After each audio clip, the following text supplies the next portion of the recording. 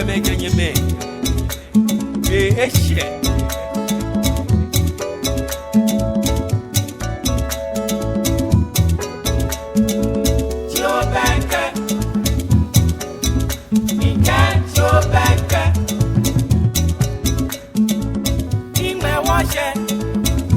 Yo gadang botobele femi banyedo manyengmene hogba gbeke na shine waka chio benke koni ono sane e chaba wo fe won bomoda agashin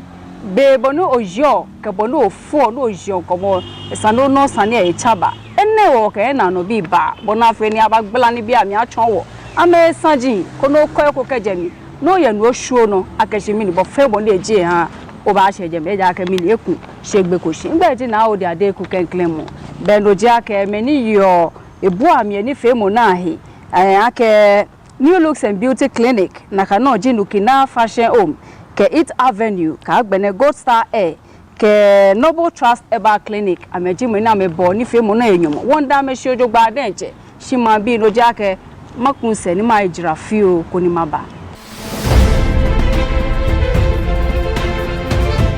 Linda enti offer to osi wonko na me nko ye dey papa in a share ye fiti en kola prem I know by me se me nko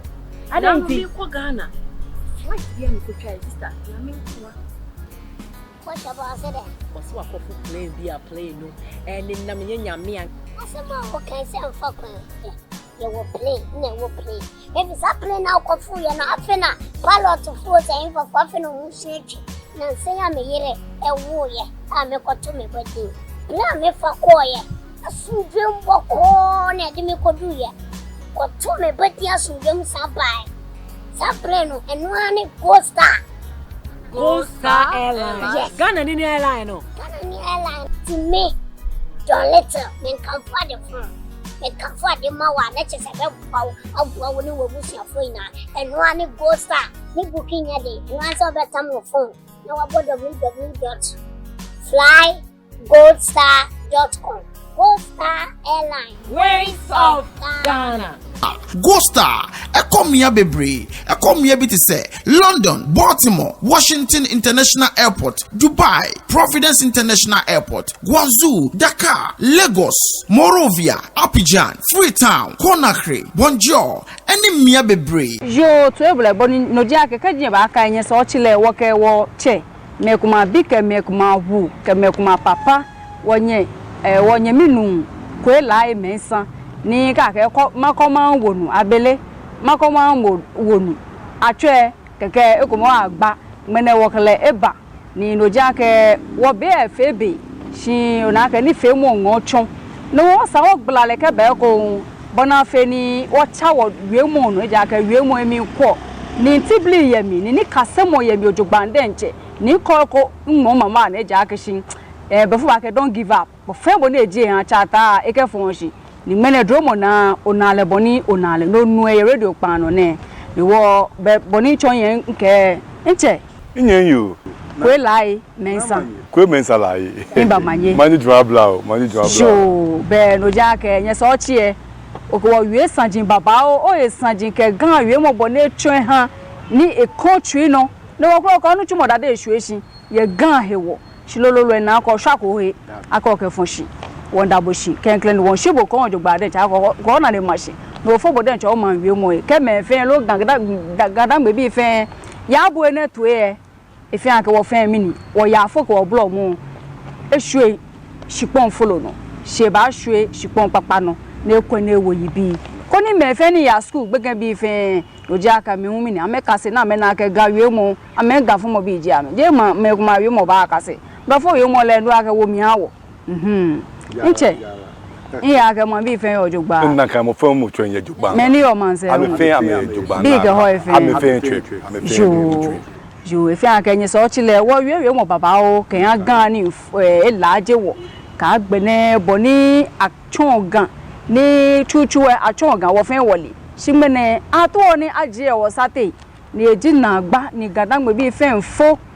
no wo ka wo wie san shin aka ni wonye wo gbe na mene be fe be aka mini ko ba cha na ke wie mo ne no wo kenke mai bu aka ye man se to bo ni wo chon ye wo wie nye so chile aka obi ipo ka me yo gan ehia she call kwa me ko nji gadan gbe bi form no ni o man sa me ka me bi ye we ga na eji ndoko ni shan bojo gba den jake mi no san e bale na kan no nche wa nyo o cho yo mo no e ko no jale ni bi ami ha we ko to woni ko bo nke no le gba na na apa ne ha mi fe wo bi ni o aje ikoklo mi na ejibo o ga me yo yi o nke me aboyu o he shi o na ke me abonwu enwu ameyi mpo ake amelelo na me fi o ona ame efi am ameli ona ni efi am ake be ara fe no ni sana ame fe ye man shi o ka ba je shia ona ni ame na yemo nke jo hehe ni ha ame no mi ma ake lela ame fe no ni ja o na no ni jo shi eji amedenche ameke amesune ya ajina ni sune nka ma ake esa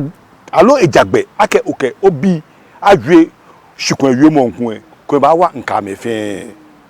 ona ni iyo shikon yemo yene eche ni bi pi kemba wasati ake no ni sani wo leji ake yemo wa ma wa he wa fili ake fawo shikufe kuwe nyumbo ye yemo ne ke hale ni naka yemo no chon ni akena naka kuwe okusu ke obuade ni femo no ke oyemo boe okusu ke obuade ni femo mi ana aboye fe ba nyon ona no be kwen ka yue inkran dabi keji o fa ontia o shi yemo kuwe o fa ontia o shi nyumbo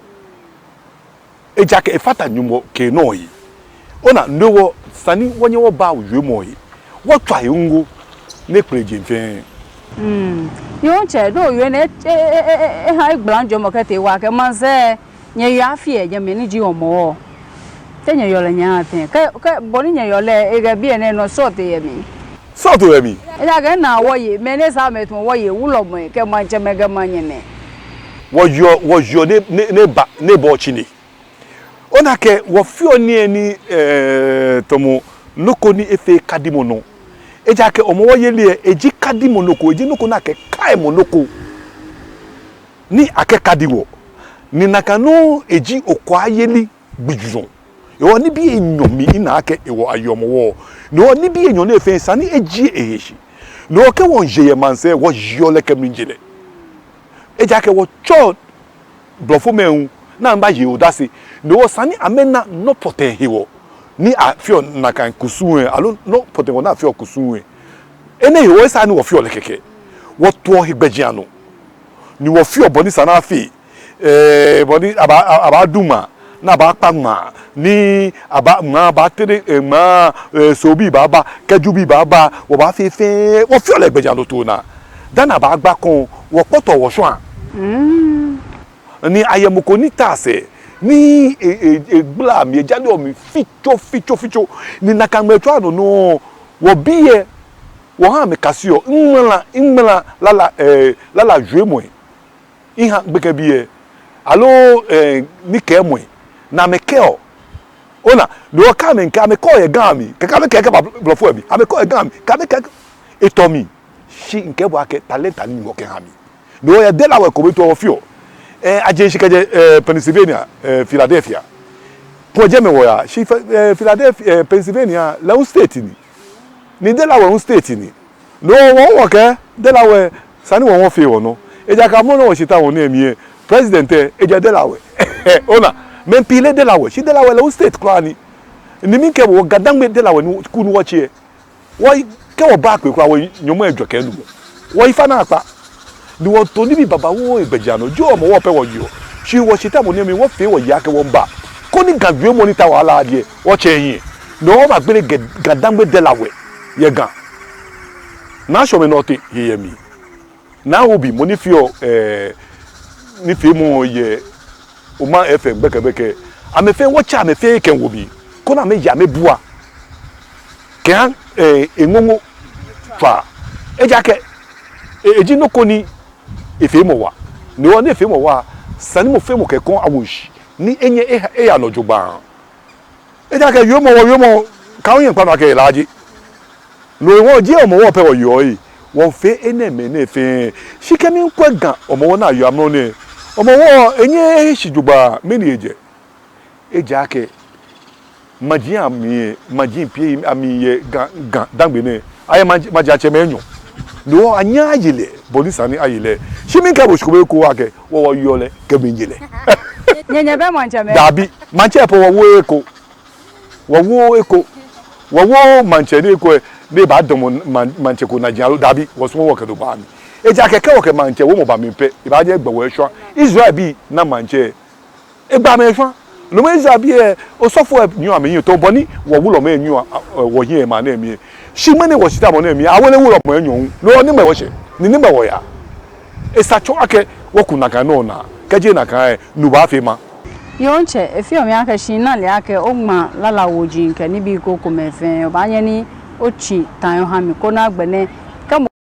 ko ntawe ko ne ya he ni le we ka se mi ni ko ni eni mo ba na ye no ochon wo ole edomina pa ke choni ni yin ni woje o mi ni shi choni e ni awo choni konkuru eja ke choni ni yin no me gba na do wo choni konkuru no woje ye mi shi amno ni eni wo tashi ye ni bi efe ni fi en be ko eta no ke shi bi eje ya na men ko me na to egbeja no e wonye ma chombo hipoten do ba na ye amno ni shi ke bi e she ma try ngugu ni maha ni ali nkenke wolu ni ma makoma nwenu lo le kecho kaka ko ni fe mo no sanye bimo nke heto ni sape ihe sanye bimo fe ape 146 page eyin ba fine oha nyomo adwoke pa ni akpene no nkete si aldi nkete Ghana Education Service nkenke wolu e ba nye kwa mi ke isa kona nyemegbe na kecho ni lele nyimo don na amekwami na ameka kecho ni ye JSS achole akecho ye SHS ni akecho ni ye training colleges nkechi da anyomo e wonu ela momi shi ana ameka akecho ni akekomi akenke a school ko ni iya ho amewie keke ayu awo ko yo mi ko ni mi no mafua do mi fa me mpoa aka meka mi ake wo he wolo ne ke abie agbene wolo ni je enyo kemi aka sega learn gun with me brofo kembaga ko gbele wolo me CDM no le ni fe no che ni tan ni mo ko ju ekele ma wolo e nka fo mo bi acho le ko emensa George ko emensa ni mi ewo le chake egbe ni fe le George ko emensa laaye aje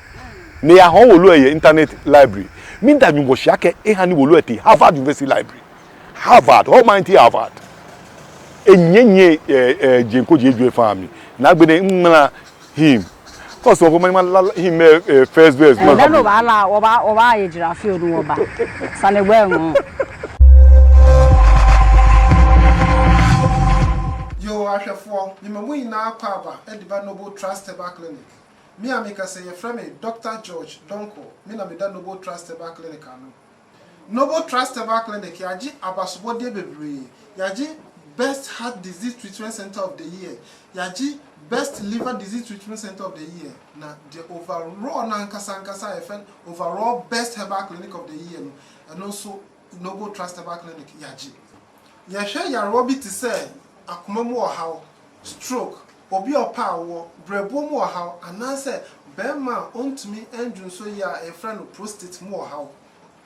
embi awo yo ba wo dem de woni urehye mu a na ohunsuo no asaba ana uti paiwo na wo ha no uti na pa no enfri uti no na mum efri ni pedua na kwa afoforo se bia wakoma anase obrabo anase fever mpo na achew Oba Noble Trust Herbal Clinic ye di modern infidie ana modern technology na ye di hwehwe ni pedua no mu je ye be hunu ni ye di bibidura nam ye di ahwew na bibia aye kama ama ye ne ye lab ye twa ECG ana ye twa scan e wo ya so ye depend on the condition of the baba ene ne be ye ade ama wo hwehwe ye kiri kwan e wo Banana Inn Apollo Junction ye ben dansoman ana say mamprobi Frey was 0244 401929 and also says 0267 117 666. Noble Trust Herbal Clinic. Experience the true cure.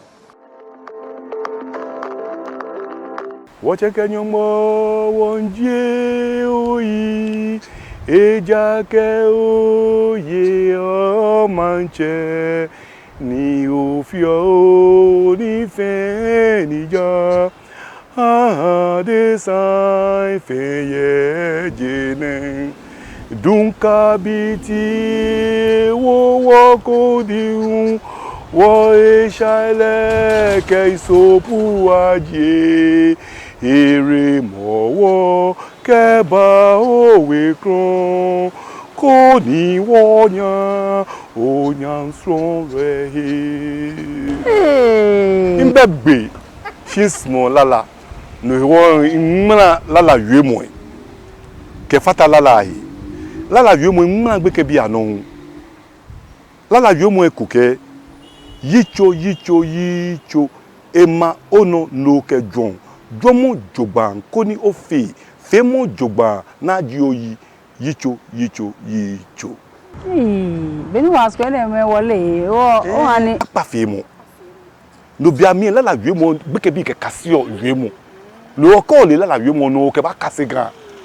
hibe na mi afe wo mla lala yue mo wuji no e bole wo itan woni yue e bole wo enye e yaman keche no mi pa fa be ni mla amebo mo de ni amemla gbeke bi anu ko ni wo bia kase kaje na kan le won gba wo ina won pitishia wo denje wo da ni won ka wo denje wo ite atwere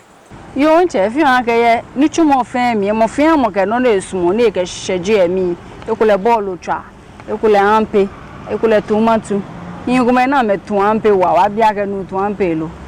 temi no ni o yo nche atajo fu ni ncha dabi ngba wo sa ncha atajo fu ne wokulu abo shimi nkafoje iye class 3 na chemi school team kenjo inyejo fero kencho ngba mi e won pafo eje shinoko ni nke jo nchire ji isu omi no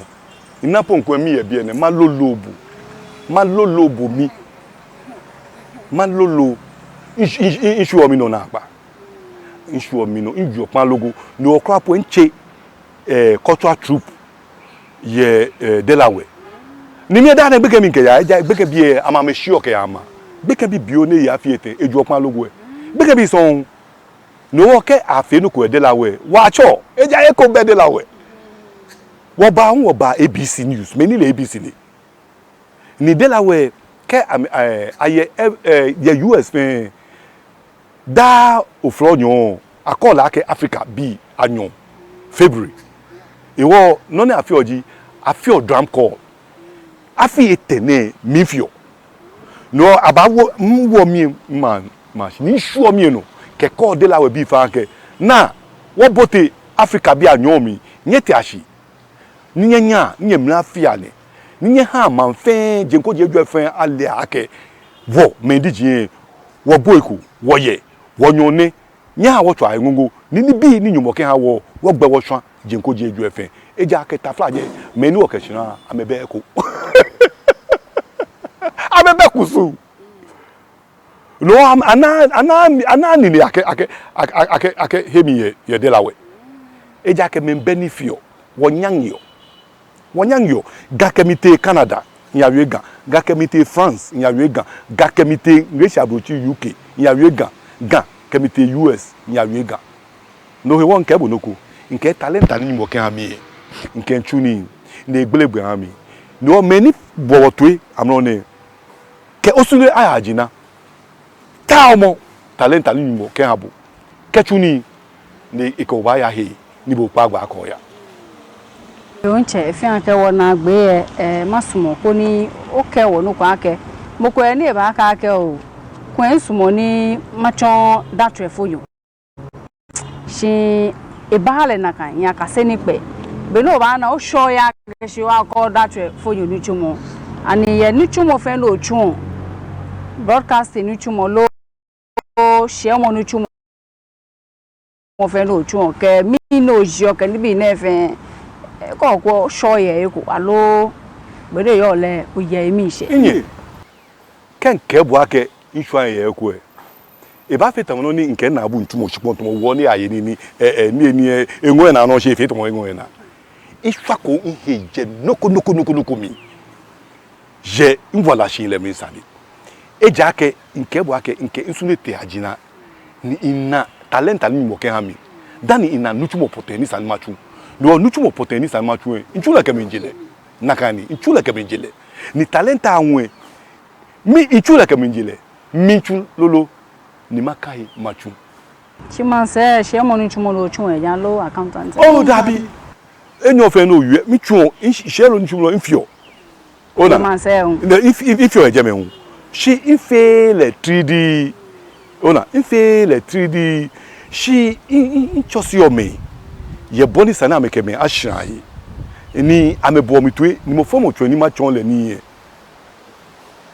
ejion yi ni onupa e kecho no ame man kon no ni bokagbe na ne amesusu o mi amechon ni apa asen no shako e shako e kra shako e kra to mo beke bi alala yue mo ne eke kakalika nyonyu lo onakane ogbele ni dumi lumo fankoko kakalika je dun emi kakalika je dun emi kakalika je dun emi nche te fi o to na ke lala yue mo ni o le sane ko nke bo ake ke ome oge oha talenta ni nyumbo ke ha bo e nyumbo ke oba chu ni do pe makebo mo fe mo to ni oje le je na mo bo atashi na achon dabi nke bo ake ga ni ya fe gc eza ni ya fe ga ni ya fe achon mi de je aye oji shi nyumbo ha mi shifa ni shifa nyumbo ha mi dwom kan le ni hwe no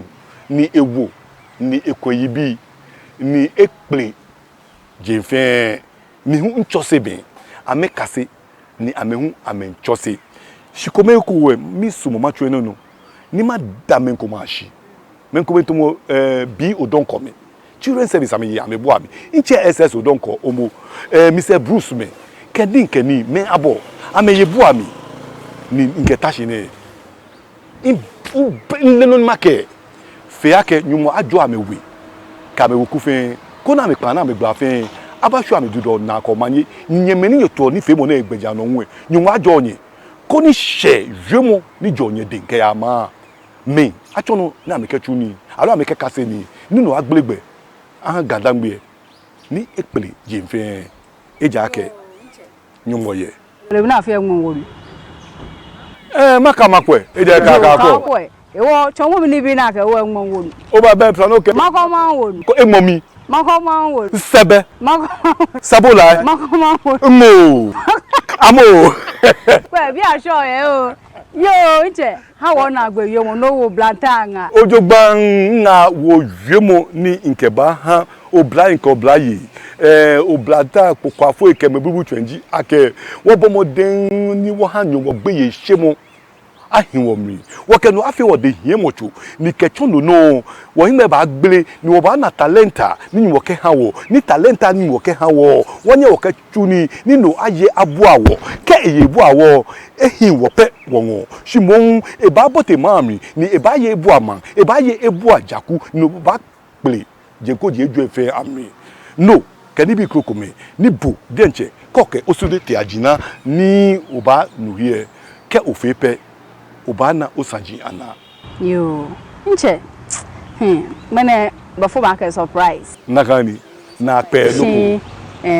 dani machu na ga nu chumo na meni ye bu ami ye ni fe mo na mi ke meni sahe ntade wo mi ke hie ni asa fefe o ke na ne fefe ne me poteji meni chune ke nu chumo ne sani machi ameta ko ni mango shida kple mahame ake moni sahe New Looks and Beauty Clinic la pogas telephone boy 02422 76348 agbene Lukina Fashion Home ameteshi tabibiano eke Goshen Madake cha pepepe ko sheje no ba na obeku tutuntu yegbe telephone boy 0543204263 agbene Nales Collection leji money ehamishu fefel ni inka batashi ye ne keni fe mo na mi le humi ngo shida kle mahale eye teshi kofiana peacekeeping ne eye gbe tutuntu wa na keshin Family Health Hospital le e container ma je fefo e wo mi ni bi eye bag no fe no lo to lo ke so yin po e fe ko eye shu e fefe di son ko te je me e ba ha bo ko ni owo na less collection le hu telephone bo 0244 531884 agbene It Avenue loji nche meno wa yo da we it avenue ke no kwa habo machenda show ye ni twan ne tefe to ri ko ni bi se bi omo yemi won ya pon no ya pon no ni be o ke it avenue bi le afego ni eni e hia amepese no e ke o ka mo na adan e wo ka ogbina nka ba wo de no ko o aye fen jo it avenue ameye teshi bush road ko ya tebibia no o ba na me ejeme ame telephone ibo eji 024665969 agbene Go Star Airline alo Go Star Air ama coming soon aka ehwe fio pe o ba na me ye no fen no mi ke o to ya Dubai, London, Lagos, Guangzhou, Rhode Island, Freetown, Abidjan, Dakar, Monrovia, Conakry, ke Banjul, ameya Jenfen, ame telephone badge 0303-933-273, allo 0303-933-274. Agbene Noble Trust Herbal Clinic, ame hu ame mbo ni fe mo na enyomo, ni ji wo Dr. George Donko, le hun le ji onukpa, ni jo ne ke helachamo he wulune ame Banana Inn ya Abolo Junction 0267117666 agbene ko to obo ni fe mo na enyomo le hu ba nyo twa telephone ibo ne 0244945835 allo 0241542366 nche nsumo ni ma twa amale follow naga apasa follow da se wolu ya chen Shibu o da se wo Afrikiko. Yo, Afrikiko. It avenue bi ke wo ke nike ni ne ahabo. Ame yiwa no. Ame bag e po ye fe ona pa. Ye fe ona. Jo, ene ko we sha ga da o de nde. Anya ga da ke no ko ba. No ka ma ke it avenue bi e fe bo show. Yo, table e be bi e je ni wo ke ni fe mo fe ba wa. Ngbeji na o de adenku kan claim nke bomodeni ochio benkewo koni mi no no sane e chaba be oblantai ye fenyenu wo che na eje shishikeje esiso ake mini na agbeji no shilololo e ke da bida mmene ekele hwehwon ni ka ache mewujie mini ebe ya mi wo bomoden ni okonwanwa abanwo mama na kono ochio benkewo da hogba gbeke koni onna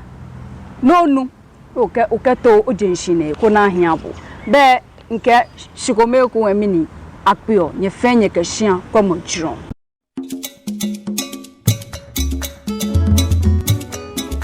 ago jame kenye me be eshe